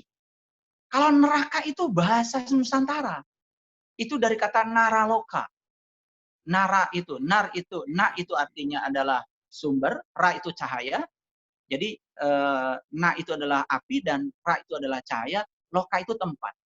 Jadi sebetulnya naraloka itu tempat yang terkena api. Oke. Ada orang marah. Mengeluarkan apa dia? Api toh? Api, ya. Api. Nah, api itu kan datang ke kita. Itu buah holdi itu. Buah holdi itu. Kemudian kita apa? Mau dimakan atau tidak? Nah, begitu ini api datang kita makan, cok dimakan. Jadi apa kita? Jadi marah kan? Jadi ikut api, iya ya. Jadi berapi. Nah itu, langsung keluar dari sorga. Itu aja pemahamannya biar gampang. Oke. Luar biasa, keren Pak. Oke. Jadi intinya secara pemahaman kekiniannya kita dapatkan untuk juga ini bisa berlaku hari ini gitu ya Pak ya, intinya ya. Ya, oleh karena itu saya ingatkan para sahabat semua, silakan surga dan neraka itu bukan ciptaan Allah. Surga dan neraka adalah bikinan kalian sendiri. Kalau bikin surga, bikin neraka ya terserah. Mohon izin saya menyitir kata-kata dalam Injil. Di Injil itu ada kata-kata yang bagus seperti ini. Tidak ada yang masuk surga kecuali mereka yang sudah turun dari surga. Jadi kalau sekarang kita menciptakan surga setiap saat, tidak menghakimi tadi, ya, seperti kata Ibu Lisa tadi, tidak menghakimi, tidak menilai orang, present moment, syukuri apa yang ada, terima apa adanya, belajar memaafkan, tidak menghakimi, belajar memahami, itu kita sedang menciptakan surga bagi kita sendiri. Nah, ketika kita makan tadi, buah holdi, ya udah langsung keluar satu dari neraka. Jadi sekarang pertanyaannya bagi kita ini keseringan di mana? Di surga apa di neraka? Yang pasti sering makan buah holdi, Pak. Nah, itu buah holdi, biar jelas. Makanya saya kasih buahnya, biar jelas. Oke, Pak. Luar biasa, Pak. Simpel, dalam, paham. Dah. Oke, hatur nuhun. Terima kasih nih pertanyaannya bagus juga. Oke, kita ke Mas Alverno Sunarji. Silakan, Mas Nono. Saya sudah unmute. Nah, silakan, Mas. Ya, makasih Kang Abu. Ya, silakan, Mas. Assalamualaikum, Pak. Ya. Pak, jadi kita ini kan tadi ya menghindari dualitas dan berusaha meninggalkan dualitas. Tapi kita dari sejak lahir kita diajarkan bahwa ada baik buruk, terang gelap, terus kemudian di Quran juga selalu penuh dengan pahala dan hukuman. Sehingga kalaupun kita selalu berupaya untuk menghindari dualitas, tentunya perlu fokus ya Pak. Fokus dan terus-menerus, itu satu. Terus kedua, misalnya kita ini berhubungan dengan ritual Islam, lah, sholat misalnya. Itu aja ada dualitas Pak. Kita ini lebih fokus ke ayat yang kita baca atau lebih penting konektivitas sama Allah yang Maha Kuasa. Itu aja kita sering bingung. Baca ayat yang mana, apa lebih penting konektivitasnya, atau jangan-jangan kita nggak usah baca, lebih connect daripada kalau kita baca. Itu aja sih Pak Saiful. Terus mungkin kalau sedikit lagi Pak, kalau kita kehidupan sehari-hari, kalau itu kehidupan sosial, utang piutang seperti yang Bapak bilang tadi, mungkin kita bisa jauh lebih mudah menghindari menghakimi orang dan lain-lain. Tapi kalau di urusan pekerjaan kok jadi lebih sulit ya Pak. Itu aja Pak. Makasih Pak. Terima kasih Kang Marlo. Ya, terima kasih Mas Nono. Oke, luar biasa. Mangga, Pak. Baik, Pak Nono. Saya mau cerita sejarah sedikit ya. Jadi dulu ya, leluhur kita itu membuat hukum. Contoh misalkan hukum dalam agama Islam lah, yang sederhana itu wajib. Wajib itu kan dilaksanakan dapat pahala, ditinggalkan dapat siksa. Itu dualitas ya. Tapi penerapan hukum itu di zaman dulu seperti apa? itu kan penerapan hukum itu ada klarifikasinya. Untuk di level kesadaran begini, maka diterapkanlah hukum seperti ini. Makanya kalau kita sekarang sudah belajar teori motivasi, kan ada 4 jenis motivasi. Yang pertama ada motivasi yang berbasis reward. Yang kedua ada motivasi yang berbasis punishment. Yang ketiga ada motivasi yang berbasis kebutuhan. Yang keempat ada motivasi yang berbasis cinta. Jadi level motivasi yang paling tinggi adalah level motivasi yang berbasis cinta. Jadi level motivasi yang reward and punishment itu kan untuk orang yang kesadaran rendah. Nah, sekarang ini kan kata wajib ini dipakai terus-menerus kan, bahkan anak kita diulang-ulang, ini dapat pahala siksa apa. Makanya mohon maaf ya kalau di perguruan saya kita tidak pernah cerita yang seperti itu. Karena itu harus dihindari untuk mengurangi ya frekuensi cerita tentang dualitas. Jadi didorong supaya mereka itu melakukan sesuatu karena need, karena dia butuh. Didorong melakukan sesuatu itu apalagi kalau di level cinta. Gitu. Itu. Nah, kemudian yang kedua mengenai sholat. Tadi kan menarik ya yang disampaikan oleh Pak Nono. Iya, iya. Ini harus fokus kepada bacaan atau harus kepada Allah kan gitu. Ini kan jadi aneh ya. Jadi bias, Pak. Nanti saya kasih, jangan terlalu serius ya Pak Nono, karena keseriusan itu penyakit ya. Jadi belajar agama itu harus banyak tertawa ya, biar pikiran kita lebih bebas. Makanya saya mengajak tadi, mari kita berpikir lebih jernih. Saya kasih referensi dulu Pak Nono ya, nanti kalau Pak Nono ada Quran di sebelahnya, ada Quran nggak Pak Nono? Oke, bisa dibuka Pak. Bisa? Ya, silakan. Baik. Kalau ada Quran, silakan buka Quran surat An-Nisa ayat 142. 4142 ya Pak ya? Ya, 142 An-Nisa ya, surat 4 ya. Supaya ada supaya nggak ngawur. Supaya bicaranya nggak ngawur. Oke, baik. Saya bacain langsung terjemahannya ya Pak ya?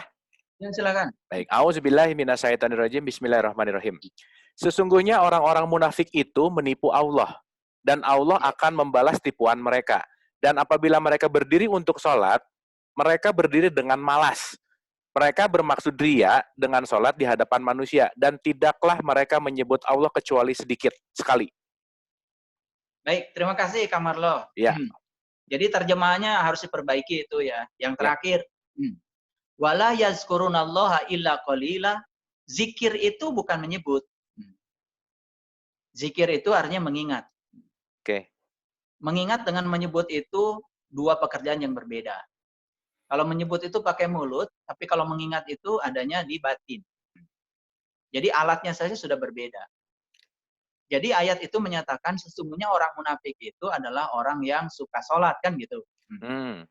Tapi sholatnya tuh menipu Allah. Ya, kok menipu? Menipu itu kan gini, menghadapkan wajah seakan-akan ke Allah, tapi kan sebetulnya batinnya tidak ke Allah. Oke. Itu namanya menipu ya. Itu supaya jelas saya jelaskan ya. Nah, maka ya orang munafik itu cirinya ada 3. 1, sholatnya malas. Nah, malas itu kan karena kalau orang masih di level kesadaran reward and punishment, pasti malas. Karena dia tidak merasakan apa-apa dengan sholatnya. Bisa dipahami ya? Ya. Bisa. Coba kita punya karyawan yang kerjanya itu ketika ada kita bagus, nggak ada kita tidak bagus. Itu kan reward and punishment. Bisa bangkrut perusahaan kita. Tapi kalau kita punya karyawan yang kerjanya itu cinta, kerjanya itu kebutuhan, karena dia ingin jadi manusia yang bermanfaat, bukan karena reward and punishment, kan sebetulnya gaji pasti akan datang. Itu bedanya. Nah, kemudian yang kedua, yang pertama itu malas. Malas itu apa? Malas itu hubungan dengan rasa. Kita malas makan ketika apa? Ketika sakit. Walaupun makanannya enak kan, kalau tidak merasakan kita tidak ada keinginan untuk makan toh. Nah, jadi sebetulnya kenapa malas sholat? Karena antara sholat dan tidak sholat kita tidak merasakan perbedaan. Ini urusan rasa nih, urusan rasa. Yang kedua, ria. Ria itu ada dua kalau dalam bahasa fikih. Yang pertama ria adat, yang kedua ria nifak. Ria adat itu melakukan sesuatu karena terjebak oleh kebiasaan. Biasa sholat, ketika nggak sholat nggak enak, itu ria namanya. Itu menjadi mekanistik.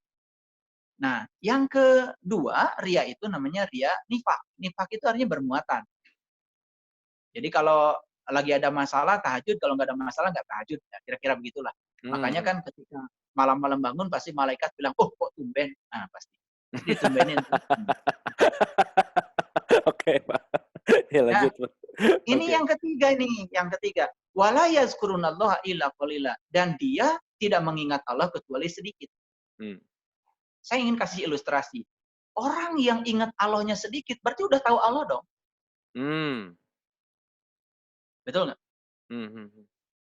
Ya kan? Sudah tahu Allah, cuman ingatnya sedikit. Nah, orang yang sudah tahu Allah saja ingatnya sedikit, itu munafik. Apalagi yang belum tahu, kan tidak bisa ingat. Karena kita tidak mungkin bisa mengingat sesuatu yang kita belum tahu. Kan ingat itu ada mekanistiknya. Syarat sahnya ingat harus tahu yang diingat. Kalau kita nggak tahu yang diingat, ya nggak akan bisa ingat. Sok, sekarang Pak Nono suruh mengingat orang tua saya. Namanya itu Pak Komar.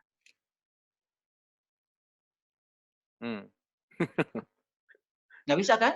Iya. Nggak bisa. Ya udah ambil tasbih disebut aja. Komar 100 kali. Tambah nggak ingat. Kan syaratnya supaya ingat harus ketemu dulu dong. Dengan orang tua saya. Jadi, di sini tadi ada yang menarik. Ini fokus pada bacaan sholat atau fokus connect kepada Allah? Ya ini kan dua-duanya juga salah. Sholat itu di Quran surat Toha ya, ayat yang ke-14 dikatakan, surat ke-20 ayat ke-14 ya. Aqimis sholata li zikri, dirikanlah sholat untuk mengingat aku. Makanya Nabi Muhammad kan tidak sholat dulu, tapi Isra Mi'raj dulu. Jadi Bani Israel dulu melakukan perjalanan mencari. Setelah ketemu dengan jati dirinya, baru beliau sholat. Nah itulah kadang-kadang kan kita suka ngaku-ngaku aja kalau ditanya umat siapa? Kamu umatnya Nabi Muhammad. Nabi Muhammad sholat dulu, nyembah dulu atau ketemu dulu? Nabi Muhammad kan ketemu dulu baru nyembah. Kita kan nyembah terus. Nggak mau meningkatkan kualitas diri. Itu saja. Jadi dua-duanya harus diperbaiki. Ya kalau mau ya saya siap membantu. Oke. Luar biasa. Terima kasih, mudah-mudahan menjawab Mas Nono. Oke ya, sekarang kita ke Ibu Rizka. Silakan, Ibu. Iya, nuhun Kang Abu. Ya, mangga Ibu. Assalamualaikum Pak Saiful. Waalaikumsalam. Ya, tadi saya tertarik Bapak menyebut mengenai teorinya Johari Window. Yang tahu bahwa kita tahu dan seterusnya. Nah, itu teori itu kan biasanya digunakan untuk membantu orang memahami hubungan antara dirinya sendiri dengan orang lain ya. Apakah are you saying that teori ini juga bisa dipakai untuk mengenal Tuhannya? Itu pertama. Yang kedua, untuk membuka kolbu, untuk meniti ke dalam diri, itu saya rasa harus dirangsang vibrasinya. Nah, kalau saya boleh minta petunjuk gitu ya kepada Bapak, itu kalau untuk merangsang vibrasi itu kan butuh power supply, Pak. Power supply-nya apa ya, Pak ya? Terima kasih ya, Pak. Oke. Terima kasih, Ibu. Ini pertanyaannya dahsyat nih. Mangga, silakan Pak Saiful Karim. Baik. Saya mengambil referensi tentang yang tahu dan yang tidak tahu itu dari kitabnya Imam Al-Ghazali. Namanya kitab Ihya Ulumuddin. Yaitu di bab ilmu ya. Jadi manusia itu dibagi dua. Yang pertama yang tahu dan yang kedua yang tidak tahu. Yang tahu juga ada dua. Dia itu tahu, tetapi dia tidak tahu bahwa dia tahu.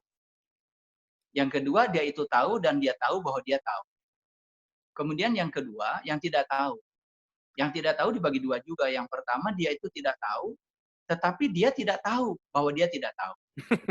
Yang kedua, dia itu tidak tahu, tapi tahu kalau dia itu tidak tahu. Yes. Nah, sekarang pertanyaannya, apakah ada hubungan untuk mengenal Allah? Ya jelas ada. Sekarang ya ibunya penemuan bukannya kebutuhan.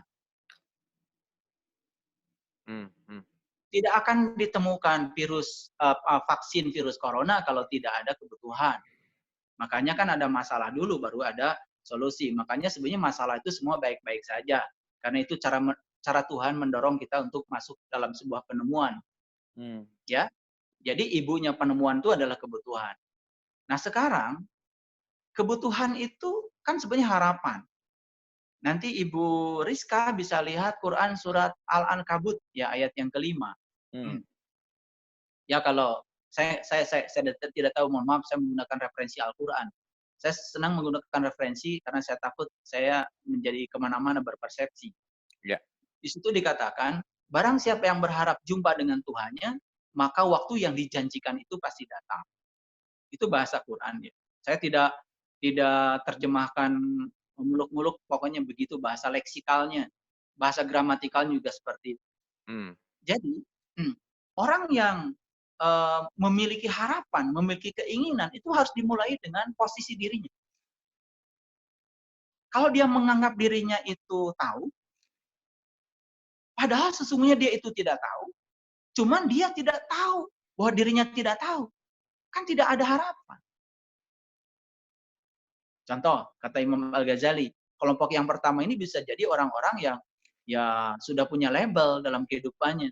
Mohon maaf ya, pakai gelar-gelar akademik, pakai gelar-gelar kehormatan agama, misalkan pakai kiai, pakai haji, macam-macam lah. Dan saya nggak suka pakai yang gitu-gitu.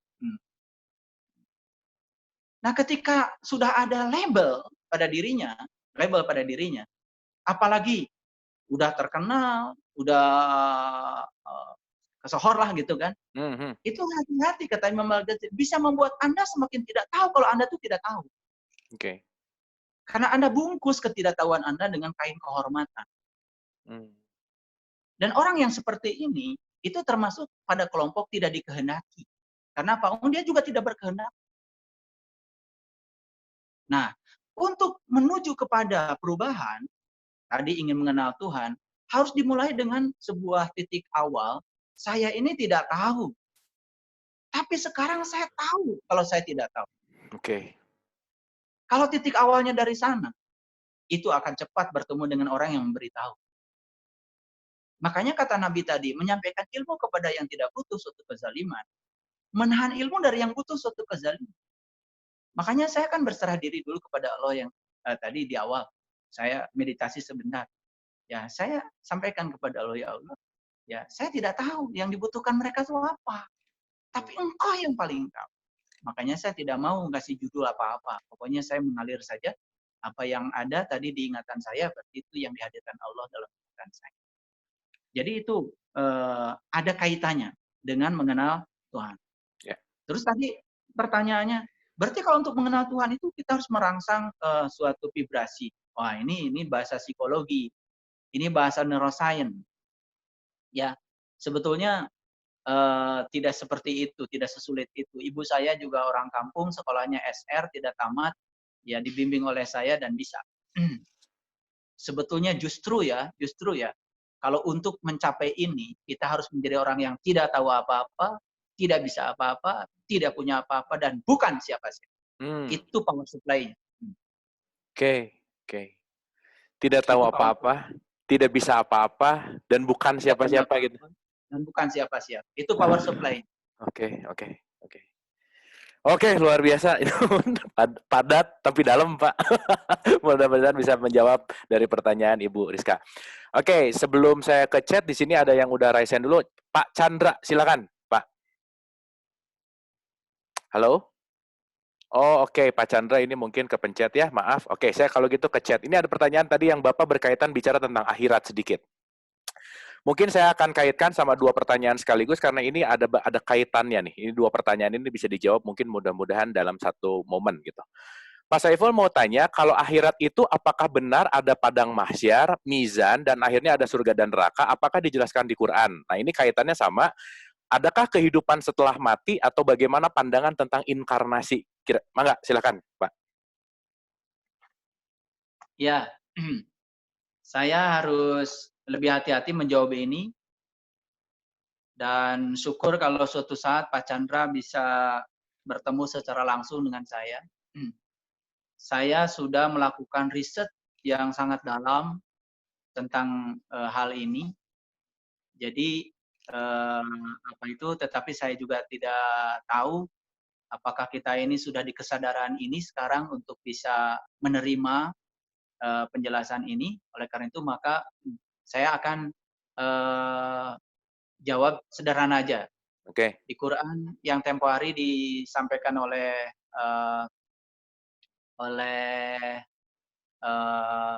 Kang Marlo, surat Al-Baqarah ayat 28 kalau tidak salah. Iya betul Pak, betul. Surat 2 ayat 28. Yes, kaifatak furuna billahi wa kuntum amwatan fa ahyakum summa yumitukum summa yuhyikum summa ilaihi turja'un. Ya toh?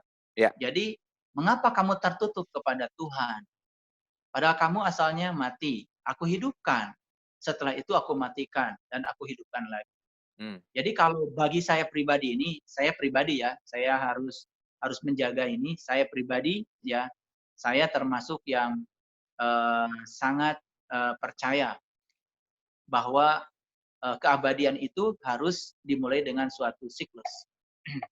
Oke. Bagi saya padang mahsyar ada, tetapi pemahamannya barangkali tidak seperti cerita banyak orang. Dan kita alami sekarang padang mahsyar. Matahari itu datang sejengkal dengan kita. Kita itu melihat matahari itu panas dan tetapi bercahaya terang tetapi tidak terasa panas, harus dialami sekarang. Jembatan Shiratal Mustaqim itu ada dan harus dialami sekarang. Makanya saya menyampaikan tadi kan akhirat itu terminal terakhir. Bukannya kita itu asal dari Allah dan akan kembali kepada Allah. Kenapa kita jadi cerita surga dan neraka? Kan ayatnya saja jelas, innalillahi wa inna ilaihi rajiun. Kita asalnya dari Allah dan akan kembali kepada Allah. Nggak ada di Quran kita asalnya dari surga kembali ke surga. Saya tidak menemukan satu ayat pun. Yang ada itu kisah asalnya dari Allah dan akan kembali kepada Allah. Maka di tingkat kesadaran yang tinggi seperti Rabi'ah al-Adawiyah dalam kitab warisan para aulia, beliau mengatakan seperti ini. Ya Allah, jika ibadahku karena aku takut nerakamu, maka masukkan aku ke dalam nerakamu, bengkakkan hanya tubuhku saja, biar yang lain nggak boleh masuk. Dan jika ibadahku karena surgamu, ya tolong surga itu berikan saja kepada mereka yang menginginkan. Aku hanya ingin diizinkan untuk tetap melihat kemuliaan wajahmu. Itu kesadaran. Kesadaran. Jadi pertanyaan Pak Chandra ini pertanyaan tentang kesadaran. Jadi saya punya sebuah buku bagus sekali, asalnya bahasa Belanda. Ada seorang ilmuwan yang mengumpulkan tentang ayat-ayat Quran, ratusan ayat yang dikumpulkan, yang bercerita tentang fakta-fakta bahwa siklus kehidupan itu ada. Bahkan secara saintifik, itu dibuktikan secara saintifik. Makanya jangan heran kalau kemudian sekarang ini dunia neuroscience juga ada pelatihan-pelatihan tentang past life, past regresi, dan lain-lain. Itu kan sebetulnya ya sulit disangkal karena itu adalah sains, ya. Dan kemudian sains itu pasti berhubungan ya dengan spiritual. Karena spiritual itu tidak akan berkembang kalau tidak ada sains. Karena dia yang gaib, dia yang nyata, dia yang awal, dia yang akhir. Jadi yang gaib dia, yang nyata juga dia. Jadi sebetulnya sains juga bagi saya adalah dia juga. Oke, luar biasa. Terima kasih. Ya, jawabannya diambangkan ya. Iya, oke, nggak apa-apa. Memang ini jawabannya bukan untuk jawaban diceritain, tapi jawaban yang perlu dialami, itulah kira-kira. Luar biasa. Hatur nuhun, Pak. Kita ke ini namanya FI, saya nggak tahu, tapi silahkan. Silahkan. Sama siapa, Pak? Maaf. Pak Fajar. Ya, gimana Pak? Maaf, ini boleh langsung ke pertanyaannya, silakan.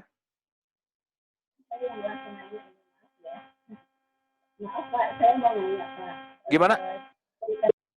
Ya, saya langsung nanya ya.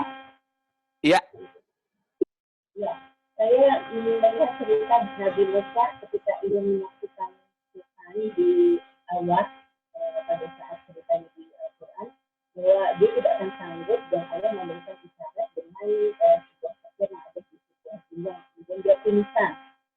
Oke. Pembicaraan Tuhan. Nah, yang pertanyaan saya, ketika kita mampu melakukan meditasi, pada saat meditasi itu apa sih yang kita saksikan? Apakah zatnya langsung, sifatnya atau asalnya, atau ada satu lagi sifatnya, ada 4 sifat Allah, yang mana yang kita saksikan? Dan pertanyaan selanjutnya, ketika kita sudah selesai menyaksikan cahaya itu, atau anggap saja sebagai cahaya Muhammad, apakah kita bisa terus mengulangi menyaksikan itu, atau hanya seumur hidup kita hanya diberikan isyarat sekali saja menyaksikan hal itu? Terima kasih, Pak. Oke. Ibu maaf ya suaranya nggak terlalu jelas, tapi mungkin saya simpulkan sedikit. Pertanyaan Ibu tadi berbicara tentang Musa yang berjumpa dengan Allah. Musa nggak sanggup, maka Musa pingsan gitu. Itu apa relevansinya sama kehidupan kita sekarang, dan itu apakah bisa dicapai dengan meditasi, dan bagaimana kita meditasi menuju seperti itu? Kurang lebih seperti itu, Pak Saiful Karim. Mangga, silakan. Ya, itu Quran Surat Al-A'raf ayat 143 itu. Iya. Ya. Diawali dengan permohonan. Jadi Musa itu bermunajat kepada Allah. Jadi Musa itu berbicara seperti ini. Ya Allah Tuhanku, nampakkanlah diri Engkau kepadaku agar aku dapat melihatmu. Ya. Oke. Nah, kemudian Allah ngasih cara. Kamu tidak akan sanggup melihatku, tapi lihatlah gunung ini. Jadi Musa itu disuruh melihat gunung. Nah, tapi kita kalau begitu dengar kata gunung, langsung saja yang terpikirkan Gunung Galunggung, Tangkuban Perahu. Gunung Gede, kan itu. Iya. Padahal sebenarnya itu bahasa mutasabihah. Dan untuk mempelajari itu kita harus baca ribuan ayat berulang-ulang. Jadi kalau saya mengambil akumulasinya, di Quran itu ternyata kata gunung itu berhubungan dengan puncak kesadaran tertingginya manusia. Oke.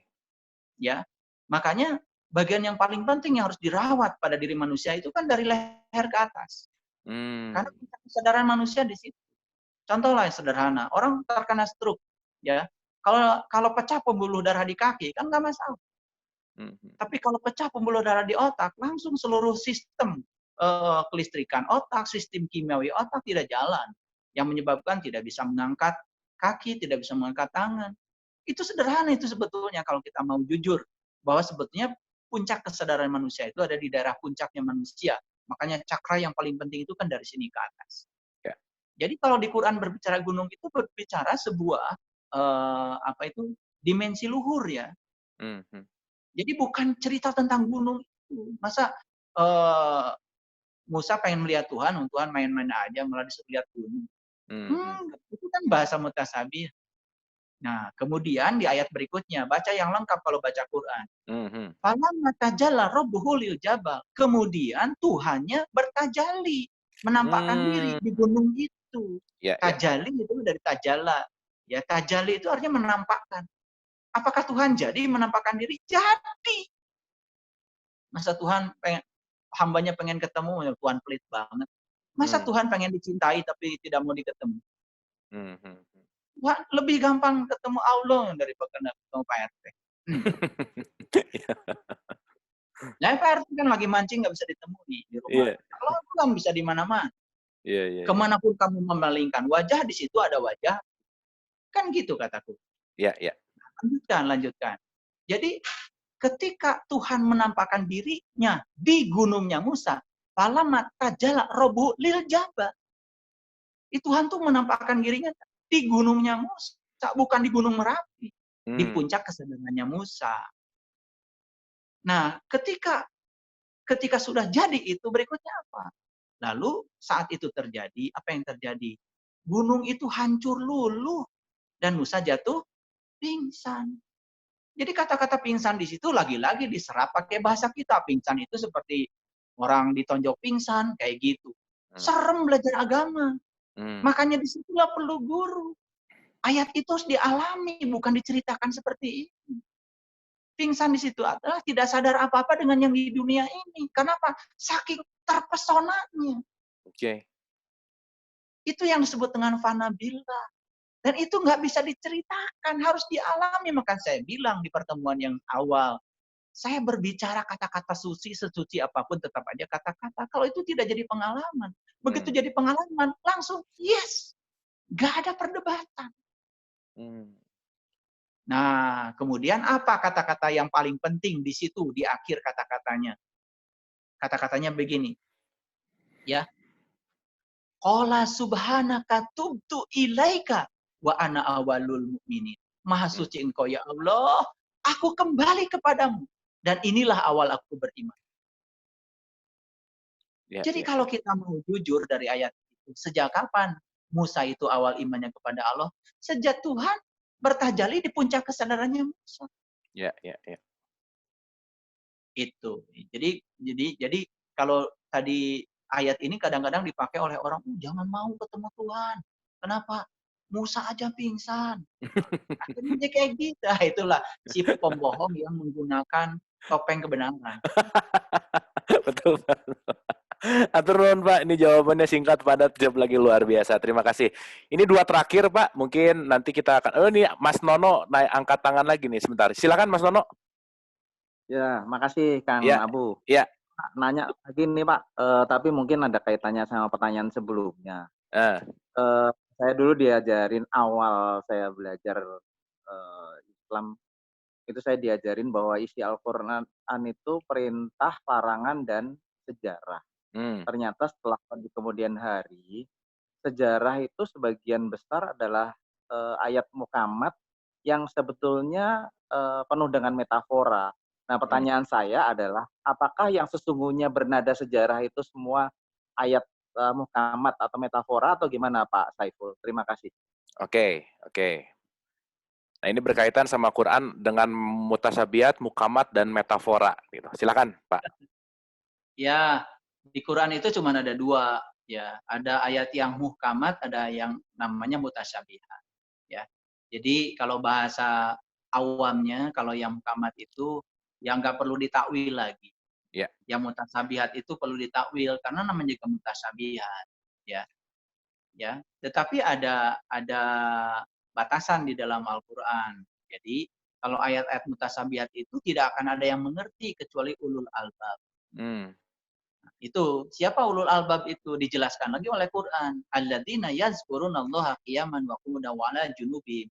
Ulul albab itu orang yang sudah bisa mengingat Allah dalam keadaan berdiri, duduk, dan berbaring. Artinya orang yang sudah tenggelam jiwanya itu dalam kesatuan ilahi, sudah manunggaling kaulan Gusti lah kira-kira seperti itu.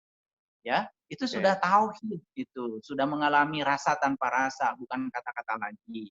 Ya. Kemudian ada perintah, larangan, dan sejarah. Ya memang kalau dipahami Quran itu secara luar, secara kulit, memang isinya seperti itu. Ada perintah, ada larangan, ya toh? Kemudian ada cerita-cerita dulu. Makanya kita kan kalau bicara Quran kebanyakan itu dulu. Oh, Musa dulu ketemu Tuhan, gak jadi karena apa? Keburu pingsan, kan gitu ya. Sebenarnya Quran itu tidak jadi ilmu yang tadi itu, asas ilmunya tidak dipenuhi, padahal asas ilmu itu harus 3 tadi. 1 harus coherent. Ilmu itu tidak boleh bertentangan dengan akal pikiran kita yang sehat. Ya toh? Kan kita diutus ke dunia itu untuk ngurusi dunia. Lalu untuk ngurusi dunia kita dibekali namanya Quran. Berarti Quran itu untuk hidup bukan untuk mati. Nah, yang kedua ya tadi apa itu tadi saya bilang korespondensi, Pak. Korespondensi harus nyata dan bisa dibuktikan. Bagaimana Pak Nono bisa mengimani ya ayat-ayat itu kalau tidak nyata dan tidak bisa dibuktikan? Contoh sederhana lah, saya baca Quran surat Al-Kahfi, kemudian saya dengar orang di mana-mana katanya ada gua Al-Kahfi. Di mana tuh? Adanya di Yordan. Saya pergi ke Yordan. Jadi saya nabung sama istri saya pergi sana. Ya. Nah sudah sampai di Yordan, saya lihat gitu di sana gua Al-Kahfi itu udah nyampe di sana, foto-foto, udah gitu balik lagi. Saya tanya tour guide-nya, ini gua Al-Kahfi itu yang saya baca di Quran kok beda dengan yang di sini? Nah biasanya begitu ya, biasanya begitu. Begitu ada ayat menyebut begitu menyebut Al-Kahfi diadakan. Ya sama seperti ini, seperti di Mekah. Ada ayat tentang Masy'aril Haram. Kan suratnya. Kemudian diadakan masjidnya kemudian. Padahal ayatnya kan duluan. Berarti yang dimaksud oleh Allah belum tentu masjid dong. Padahal di Quran itu dikatakan begini. apabila kamu telah selesai dengan Arafahmu, sudah mengenal Tuhan maksudnya, ingatlah Allah di Masyaril Haram. Jadi Masyaril Haram itu tempat mengingat Allah. Sekarang kan jadi masjid. Nah, sama seperti itu. Ada dulu kata-katanya, kemudian diadakan barangnya. Ya kan seperti itu. Nah, makanya kalau ingin belajar Quran lebih komprehensif, ya harus mencontoh Nabi Muhammad. Karena Nabi Muhammad kan tidak belajar Quran dulu. Belajar pengalamannya dulu. Ngalamin dulu. Baru kata-katanya ada. Nah, kita ini kan kebalik. Belajar kata-katanya dulu, pengalamannya nggak ada. Jadi kan akhirnya jadi naksir-naksir aja. Tafsir, namanya juga tafsir. Tafsir itu kan berarti, tafsir itu kan artinya persepsi. Iya, persepsi, pendapat. Betul. Oke, Pak, luar biasa. Ini terakhir sekaligus nanti langsung ditutup gitu ya, Pak. Ini terakhir simpel pertanyaannya tapi menarik nih. Apa yang dimaksud dengan pengalaman spiritual? Karena banyak orang bilang nanti kita akan mengalami pengalaman spiritual. Nah, pengalaman spiritual itu apa sih, Pak? Gitulah kira-kira bahasa pertanyaannya. Silakan. Iya. Ini pertanyaan sama dengan gimana sih rasanya asin? Jadi kalau saya menggunakan ribuan kata menggambarkan asin, ya tentu saja saya akan dibilang gila, malah pusing berputar-putar. Tapi kalau saya kasih garam lalu bilang, oh ini toh. Oke. Jadi tunggu aja nanti. Kalau ingin menjawab itu ya tentu saja harus saya kasih garam. Insya Allah setelah selesai COVID-19 kita bisa ketemu Bapak untuk dapat garamnya. Alhamdulillah. Hatur nuhun Pak Saiful Karim. Terakhir Pak, penutup rangkaian malam hari ini. Mangga, silakan. Ya, apa yang saya sampaikan ini sekali lagi bukan santapan rohani. Ini sekedar asa otak lah, brainstorming.